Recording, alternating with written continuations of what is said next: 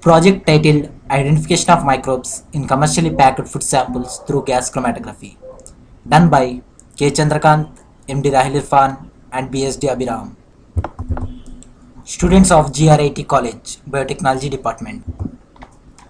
Our project aims at identifying the microbial contamination in industrially produced food samples depending upon the total fatty acid content of the microorganism using gas chromatography.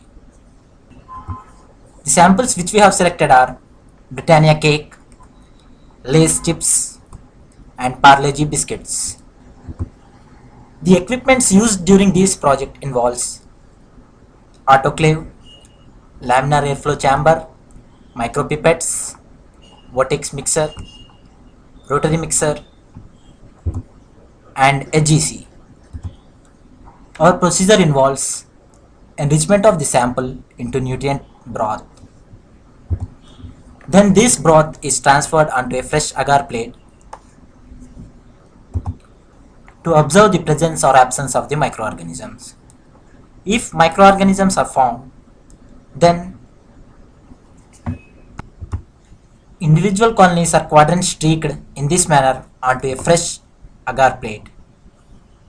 This is a quadrant streaked plate.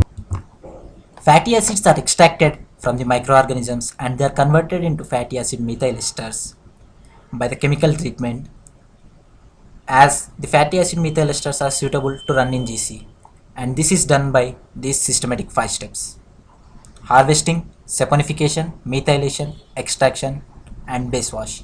Finally, the fatty acid methyl ester sample is taken in a GC vial. These GC vials are placed in this GC turret. Then the injector collects the sample from the GC vial and transfers it into the column by means of an injection port. This is the injection port. Column is situated in an oven. This oven is a temperature gradient oven. This is the column present in the GC.